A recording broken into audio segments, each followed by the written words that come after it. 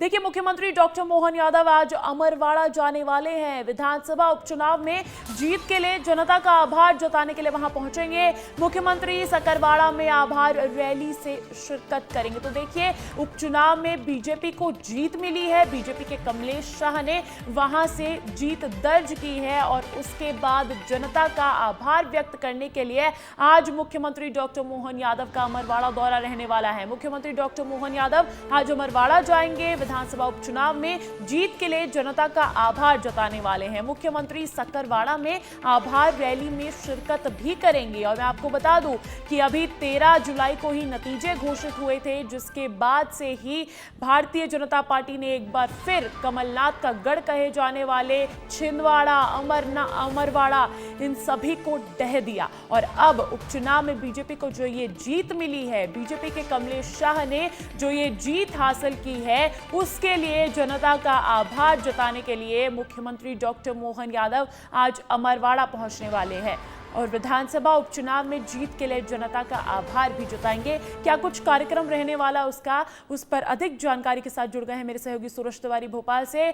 सूरज, आज जनता का आभार जताने का दिन है। मुख्यमंत्री डॉक्टर मोहन यादव का क्या कुछ कार्यक्रम रहने वाला है? देखिए, निश्चित तौर पर अंजलि, जनता का आभार जताने का दिन है, हो भी क्यों ना, क्योंकि 15 साल बाद अमरवाड़ा की सीट में बीजेपी को जीत मिली है। और भले ही कम वोटों के अंतर से जीत मिली हो, लेकिन जीत तो जीत होती है। ऐसे में बीजेपी जीत के बाद भी नहीं रुकना चाहती है और जिस अमरवाड़ा की जनता ने भारतीय जनता पार्टी को 15 साल बाद जिताया है, उसका आभार करने खुद मुख्यमंत्री मोहन यादव वीडी शर्मा पहुंच रहे हैं। दोपहर के करीब 12 बजे सकरवाड़ा पहुंचेंगे और सकरवाड़ा से अमरवाड़ा तक पूरा आभार रैली निकालेंगे और जनता का आभार व्यक्त करेंगे। उसके बाद पाढ़ूना, छिंदवाड़ा और बालाघाट, सिवनी से आए हुए उद्योगपतियों से संवाद भी मुख्यमंत्री मोहन यादव करेंगे। संवाद करने के बाद एक उनकी जनसभा भी होगी जो कृषि उपज मंडी में है। जनसभा को संबोधित करेंगे। लगभग 2:30 से 3 बजे के बीच जनसभा रखी गई है और जनसभा जब हो जाएगी अंजलि, तो एक पेड़ मां के नाम के तहत पेड़ पौधारोपण भी करेंगे और विभिन्न कार्यों का लोकार्पण और शिलान्यास भी करेंगे मुख्यमंत्री मोहन यादव। और कई ऐसी योजनाएं हैं लेकर भी अहम कार्यक्रम कहा जा सकता है और पौधारोपण भी एक अहम कार्यक्रम कहा जा सकता है। क्या विधायक कमलेश शाह भी इस रैली में मौजूद रहने वाले हैं, सूरज? देखिए, निश्चित तौर पर विधायक कमलेश शाह का तो मौजूद रहना लाजमी बनता भी है। कारण ये है कि क्योंकि वही जीते हैं, चौथी बार विधायक, 3 बार लगातार कांग्रेस से और चौथी बार विधायक, तो कहीं ना कहीं सबसे पहले तो विधायक कमलेश शाह का होना वहां पर बनता ही है। किस तरह से वो कांग्रेस का दामन छोड़कर बीजेपी में आया और बीजेपी में भी अपना जो विजय रथ है वो रुकने नहीं दिया कमलेश शाह ने और विजय रथ अब आगे बीजेपी की तरफ से बढ़ेगा। तो निश्चित तौर पर विधायक कमलेश शाह होंगे, वीडी शर्मा होंगे। जीत भारतीय जनता पार्टी के झोली में डाल तो दी है, लेकिन क्या कमलेश शाह के लिए कोई मंत्री पद भी रखा? इस तरीके की खबरें भी आ रही थी, सूरज।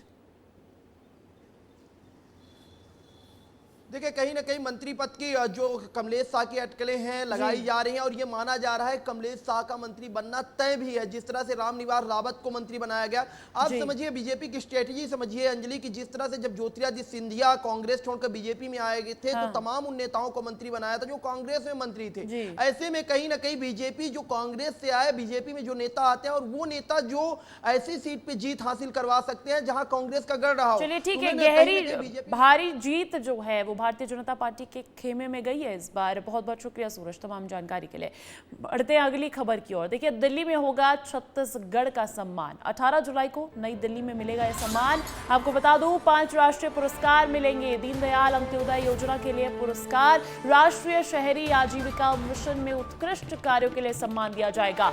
नई दिल्ली के इंडिया हैबिटेट सेंटर में आयोजित होगा यह समारोह, जहां पर छत्तीसगढ़ को 5 राष्ट्रीय पुरस्कार मिलेंगे। खबर है बिलासपुर, रायगढ़, चांपा और भाटापारा होंगे पुरस्कृत और इनका चयन प्रतिष्ठित स्पार्क 2023-24 पुरस्कारों के लिए किया गया है। तो मैं आपको बता दूं कि ये पुरस्कार आखिर किन चीजों के लिए दिए जाते हैं? सामाजिक गतिशीलता, संस्थागत विकास, स्वरोजगार, इन तमाम योजनाओं के लिए, इन तमाम कार्यों के लिए ये पुरस्कार दिए जाते हैं और छत्तीसगढ़ ने अपना परचम लहराया है। दिल्ली में होगा छत्तीसगढ़ का सम्मान। 18 जुलाई को नई दिल्ली में मिलेगा यह सम्मान। 5 राष्ट्रीय पुरस्कार मिलेंगे। दीनदयाल अंत्योदय योजना के लिए पुरस्कार और राष्ट्रीय शहरी आजीविका मिशन में उत्कृष्ट कार्यों के लिए भी सम्मान मिलेगा। इस खबर पर अधिक जानकारी के साथ जुड़ गए मेरे सहयोगी खोमन साहू रायपुर से। सीधा उनका रुख कर लेती हूँ। खोमन, इसके तहत किनको पुरस्कृत किया जाएगा और मुख्य तौर पर किन कार्यों की वजह से राज्य को यह पुरस्कार मिल रहा है?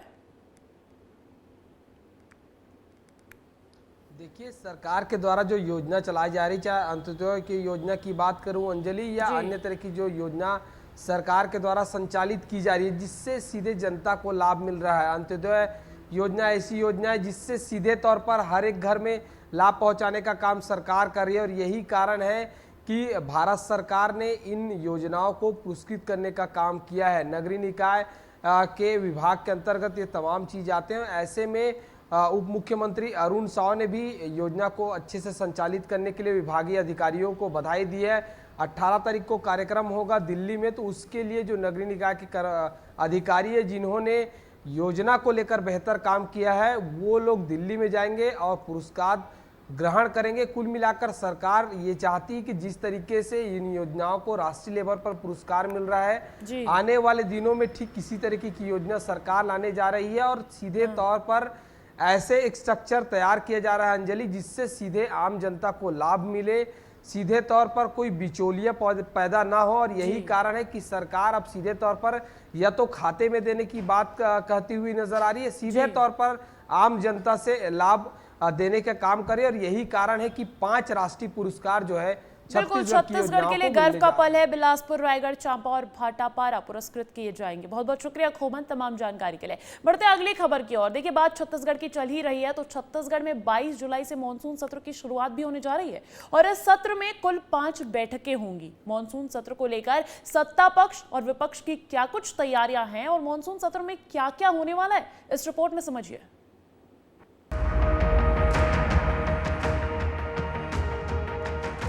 छत्तीसगढ़ विधानसभा के मानसून सत्र की अधिसूचना जारी हो गई है।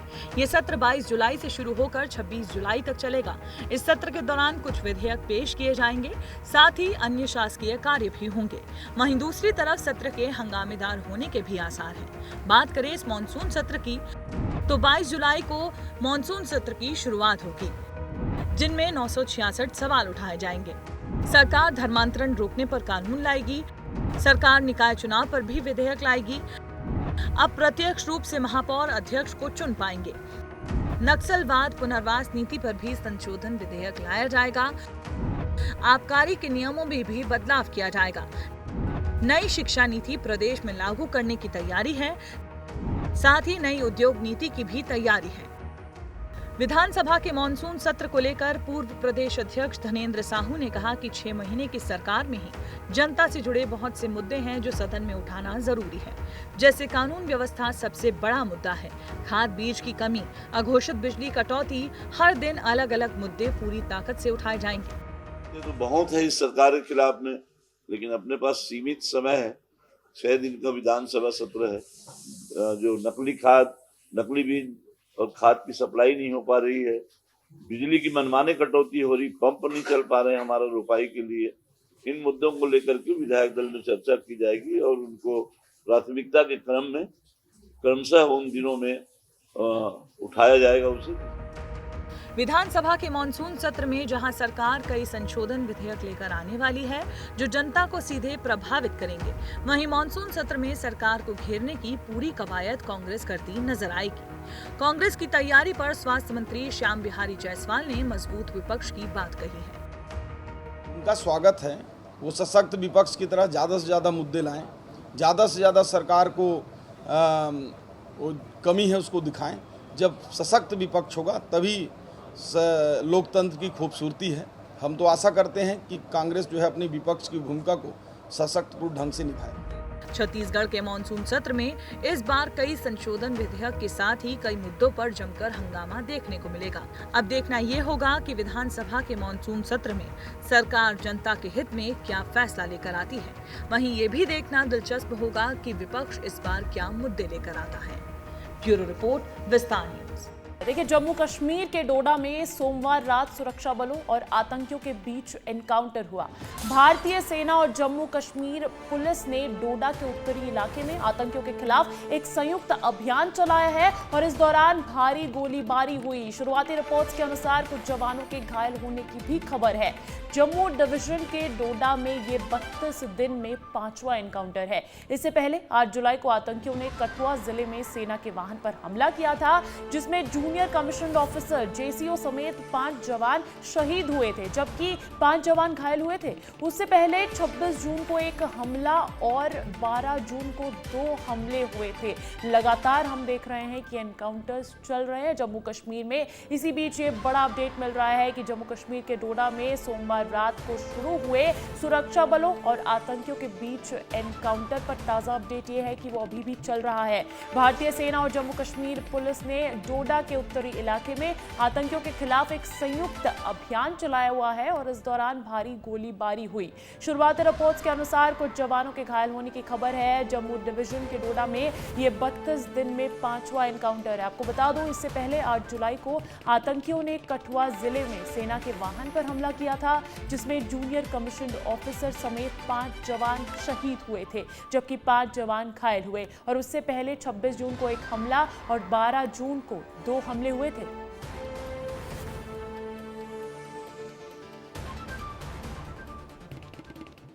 और अब बात कर लेते हैं पीएससी परीक्षा को लेकर। देखिए, सीजी पीएससी परीक्षा में अनियमितता मामले में सीबीआई ने रायपुर में रेड मारी है। सीबीआई के अधिकारी सीजी पीएससी के पूर्व अध्यक्ष टामन सोनवानी और पूर्व सचिव जीवन किशोर ध्रुव के घर पहुंचे, दस्तावेजों की जांच की। सीबीआई की एक टीम छत्तीसगढ़ लोक सेवा आयोग के कार्यालय भी पहुंची और वहां भी जांच कर रही है। रेड की जानकारी लीक न हो, इसलिए अधिकारी सीजी पासिंग गाड़ी में पहुंचे। 2021 की परीक्षा में अनियमितता होने की शिकायत के बाद बीजेपी सरकार ने इसकी जांच का जिम्मा सीबीआई को दिया है।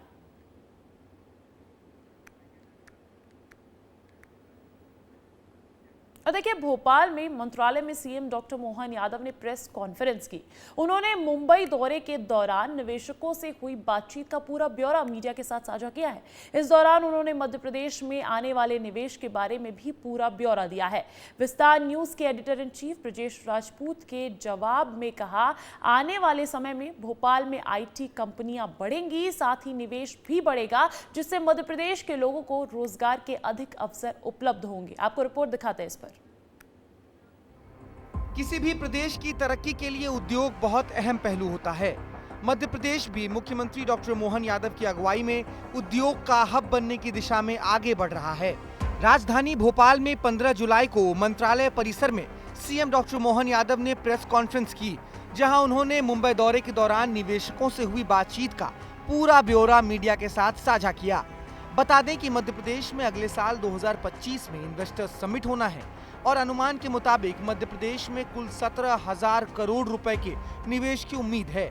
सूबे के मुखिया मोहन यादव 13 जुलाई को मुंबई में investment opportunities in Madhya Pradesh कार्यक्रम में शिरकत कर रहे थे, जहां उन्होंने तमाम उद्योगपतियों को मध्य प्रदेश में निवेश करने को आमंत्रित किया। मुंबई में investment opportunities in Madhya Pradesh कार्यक्रम में शिरकत करते हुए मुख्यमंत्री डॉक्टर मोहन यादव ने तमाम उद्योगपतियों के साथ 1-to-1 चर्चा भी की। राजधानी भोपाल में हुए प्रेस कॉन्फ्रेंस में विस्तार न्यूज के editor in chief Brajesh Rajput ने IT सेक्टर को लेकर भी मुख्यमंत्री से सवाल पूछा था। मुख्यमंत्री ने कहा कि आने वाले समय में भोपाल में IT कंपनियों में भी निवेश बढ़ने की उम्मीद है। ब्रजेश जी, ये बात सही है कि हमको IT में बहुत संभावना है, इसलिए हमारा अगला रोड शो हैदराबाद, बेंगलोर, इसीलिए बेंगलोर में जाने वाले हैं। लेकिन ये सही बात है कि जैसे अब अपना मध्य प्रदेश का भी चित्र बदला है। हमारा IT की एक बिल्डिंग गई, दूसरी गई, तीसरी गई, आज की स्थिति में चौथी बिल्डिंग पे इंदौर में काम IT पार्क में हो रहा है और वही संभावना भोपाल में भी आ रही है और इसी में प्राइवेट सेक्टर को भी प्रोत्साहन दे रहे हैं। अभी हमारे पास ऐसे बड़े बड़े कैंपस भी है जहाँ अब क्या हो रहा है कि ये बात सही है कि एकदम ऐसी जो बहुत विकसित सिटी है उसकी तुलना में हम नए हैं, लेकिन संभावना हम में ज़्यादा है। तो ये जो उनके लिए मैन पावर वगैरह जो मिलता है वो हमारे यहाँ सस्ता मिल रहा है और बाकी अनुकूलता भी है। तो ये मान के चलो कि बहुत जल्दी भोपाल के रिजल्ट भी आएंगे और हम तो ये चाह रहे हैं कि वो ग्वालियर, जबलपुर, इंदौर, उज्जैन, सब दूर बढ़े और सब दूर जहाँ जहाँ भी संभावना रहेगी प्रोत्साहन दे रहे हैं। लेकिन ये बात भी सही कि जिसने कमिटमेंट करके कैंपस खड़े किए तो अगर वो नहीं कर पा रहा है तो हम जमीन वापस भी ले रहे हैं। गौरतलब है कि मौजूदा समय में मध्य प्रदेश सरकार कर्ज के दलदल में है और बावजूद इसके अभी हाल ही में सरकार ने 88,540 करोड़ का कर्ज भी लिया है। ऐसे में प्रदेश में निवेश बढ़ाने की मुख्यमंत्री की पहल से राज्य को आर्थिक बल जरूर मिलेगा। ब्यूरो रिपोर्ट, विस्तार न्यूज। बात प्रदेश से जुड़े विकास के मुद्दों पर हो ही रही है तो एक और अपडेट दे देते हैं आपको। मध्य प्रदेश में जल्द ही 9,000 शिक्षकों के साथ 11,000 पदों पर भर्ती होने जा रही है। कर्मचारी चयन मंडल ने एग्जाम का कैलेंडर तैयार कर लिया है। 9 विभागों ने भी अपनी अपनी जरूरत के मुताबिक पदों की संख्या मंडल को भेज दी है। किस विभाग की भर्ती परीक्षा कब होगी, इसका शेड्यूल मंडल ने तैयार कर लिया है। मध्य प्रदेश में जल्द ही 9,000 शिक्षकों के साथ 11,000 पदों पर भर्ती होने जा रही है। कर्मचारी चयन मंडल ने एग्जाम का कैलेंडर तैयार कर लिया है। 9 विभागों ने भी अपनी अपनी जरूरत के मुताबिक पदों की संख्या मंडल को भेज दी है। किस विभाग की भर्ती परीक्षा कब होगी, इसका स्केड्यूल जल्द ही मंडल जारी करेगा। चयन मंडल के मुताबिक अलग अलग विभागों ने पदों की जानकारी भेजी है। इनमें से कुल पदों में बाद में इजाफा भी किया जाएगा। खासतौर पर पुलिस और वन रक्षक भर्ती को इस साल होने वाली परीक्षाओं के पदों में ज्यादा इजाफा किया जा सकता है। अभी इन एग्जाम के लिए रूल बुक जारी नहीं हुई है। भर्ती परीक्षाएं पूरी तरह से ऑनलाइन ही होंगी। परीक्षाओं में लीकेज की कोई गुंजाइश ना रहे, इसके लिए भी चयन मंडल ने पूरी तैयारी की है। मध्य प्रदेश सरकार अगस्त 2024 में 9,000 शिक्षकों सहित 11,000 पदों की भर्ती करने जा रही है। स्वागत योग्य कदम है, लेकिन प्रदेश के अधिकांश विभागों में जहां भी रिक्त पद हैं उन पदों को भी भरने की कार्रवाई शीघ्र की जाना चाहिए, क्योंकि मध्य प्रदेश में जनसंख्या बढ़ी है और जनसंख्या के हिसाब से कार्य भी बढ़ा है और प्रदेश में जब कार्य बढ़ा है तो कर्मचारियों की भर्ती होना भी जरूरी है। हाल ही में बजट में सरकार ने नौकरियों का ऐलान किया था। विभागों ने अपने खाली पड़े पदों की जानकारी भी भेज दी है। खासतौर से मध्य प्रदेश में टीचर बनने का ख्वाब देख रहे अभ्यर्थियों के लिए ये गुड न्यूज है।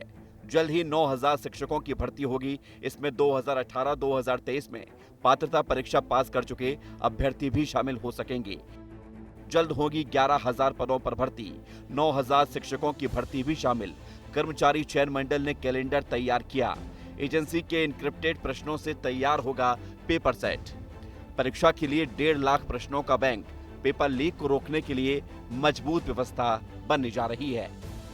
कर्मचारियों के 4.5 लाख पद खाली हैं। ऐसे में सरकार ने दावा किया है कि मध्य प्रदेश में करीब 2 लाख से अधिक पद भरे जाएंगे। अभी मंत्रालय सहित कई अन्य विभागों में खाली पद होने की वजह से सरकारी कामकाज में देरी हो रही है। अगर सरकार लगातार सालों में भर्ती करती तो ये स्थिति नहीं बनती, लेकिन मोहन सरकार ने ये एक बड़ा कदम उठाया है और ये कहा है कि आने वाले समय में सरकार 5 सालों के भीतर 2 लाख से अधिक पद भरेगी। मध्य प्रदेश में ये सरकार का सबसे बड़ा एक कदम साबित होगा। कैमरामैन वीरेंद्र नगर के साथ विवेक पांडे, विस्तार न्यूज भोपाल।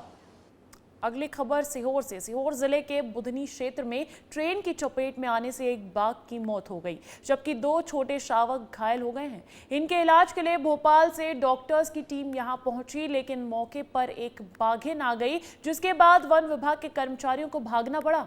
हादसा बुधनी के मिडघाट रेलवे ट्रैक के खंबा नंबर 800/18 के पास हुआ। और आपको बता दें कि इससे पहले भी करीब 8 से 10 बाघों समेत अन्य जानवरों की मौत इस ट्रैक पर पिछले कुछ सालों में हुई है। बावजूद इसके बाघों के संरक्षण के लिए कोई ठोस कदम नहीं उठाए जा रहे हैं। मिडघाट इलाका रातापानी अभ्यारण्य से लगा हुआ है और इस जंगल में बड़ी संख्या में बाघ और अन्य जंगली जानवर घूमते हैं और रेलवे ट्रैक पर पहुंच जाते हैं, जिससे वे ट्रेन की चपेट में आ जाते हैं। तो तस्करी, शिकार ही इकलौती वजह नहीं है बाघों की प्रदेश में घटती संख्या पर, लेकिन ये हादसे भी एक बड़ी वजह बनकर उभर रहे हैं।